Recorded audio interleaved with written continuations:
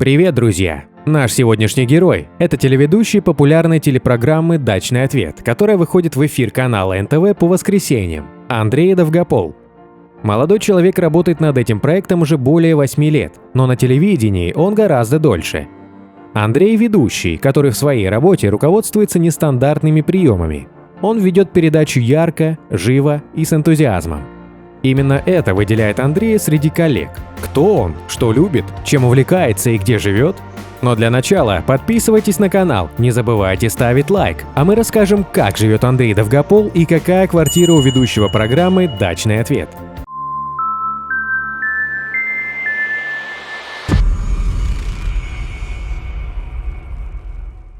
Андрей родился 28 октября 1985 года в Крыму. В различное время Андрей проживал в России, в Украине и Казахстане. По национальности Андрей украинец, и он отлично говорит на казахском языке. Высшее образование парень получил в Санкт-Петербурге. Там он окончил гуманитарный университет профсоюзов, где изучал журналистику. Еще до окончания Альма-Матер Андрей Довгопол стал телеведущим. В возрасте 18 лет он вел утреннее шоу на местном канале.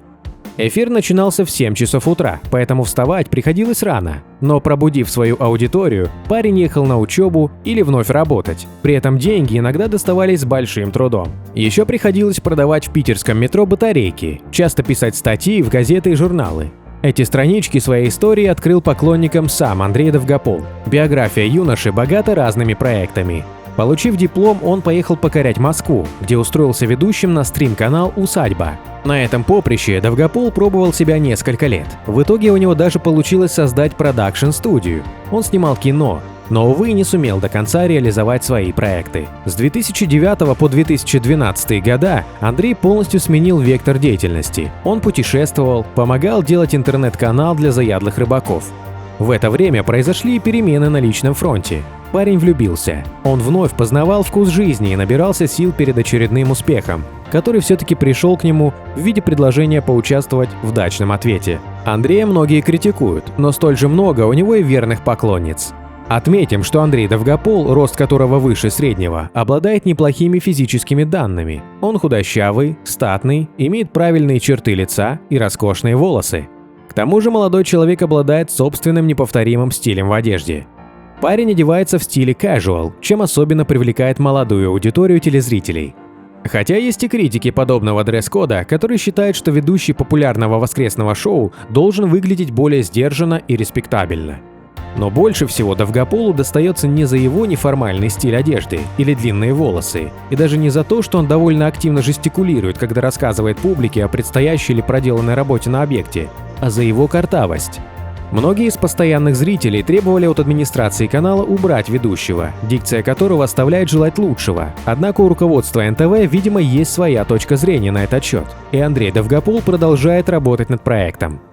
К тому же картавость сейчас является чем-то вроде изюминки некоторых звезд шоу-бизнеса, их трендом, и ведущий дачного проекта входит в их число. Во время съемок Андрею приходится встречаться с огромным количеством людей. Участники шоу всегда отмечают открытость этого молодого человека и то, насколько легко с ним сотрудничать. Да и сам Андрей стремится к тому, чтобы конечный результат порадовал хозяев дома. К тому же он большой профессионал своего дела, ведь он отлично разбирается в современных тенденциях дизайна интерьера и приусадебных дачных участков. Молодой человек прекрасно ориентируется на рынке строительных и отделочных материалов, что очень помогает ему в работе. Передача «Дачный ответ» существует с 2008 года. Именно тогда состоялся премьерный показ ее первого выпуска.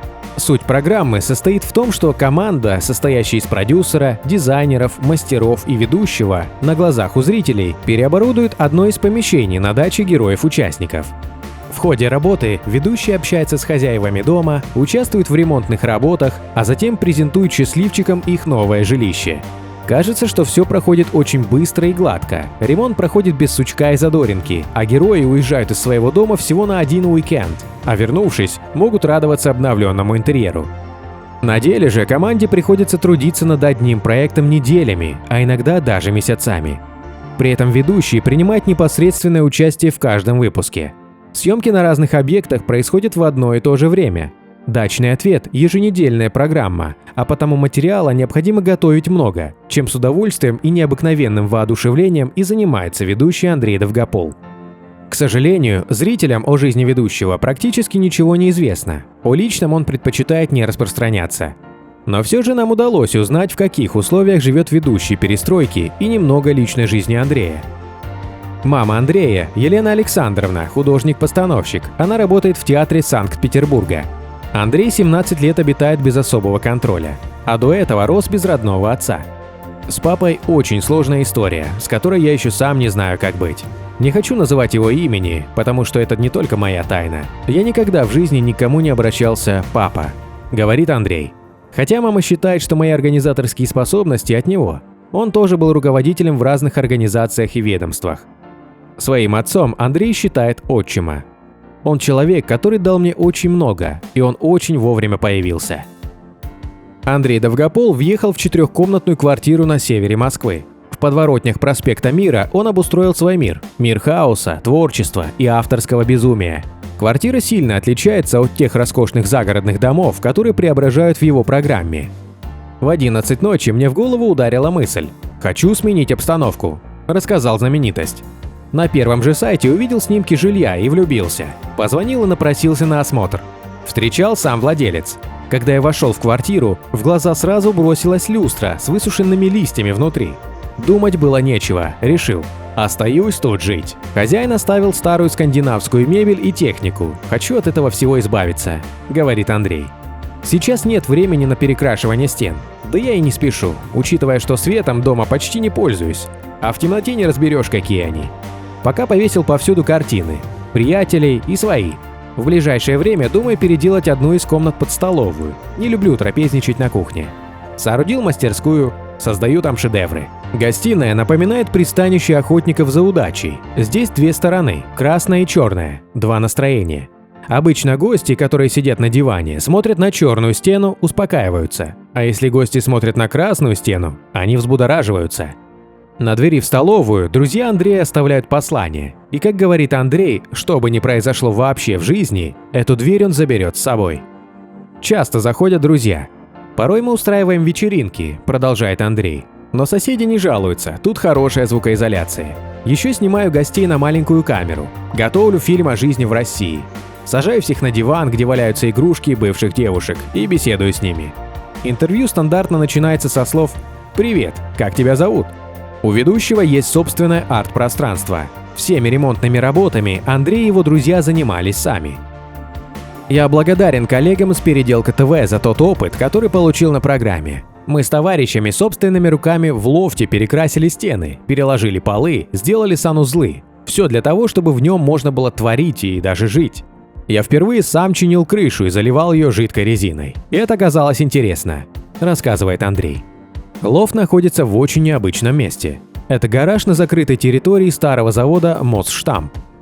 По соседству уютная репетиционная база, где собираются музыкальные группы, придумывают песни, снимают клипы. Ну как в этой атмосфере не творить? Что касаемо личной жизни, то Андрей все еще не женат, детей у него нет. Во Франции он познакомился с девушкой по имени Мари, она француженка. И сразу после знакомства Андрей и Мари начали проживать вместе. На протяжении 2 лет они были абсолютно счастливы. Но, к сожалению, в марте 2020 года границы закрылись, и Мари не смогла прилететь из Франции в Москву. Так пандемия повлияла на личную жизнь Андрея. Гонорар какой публичной личности вы хотите узнать? Свои пожелания оставляйте в комментариях. Переходите на другие ролики нашего канала, подписывайтесь, нажимайте на колокольчик. До скорых встреч! Пока!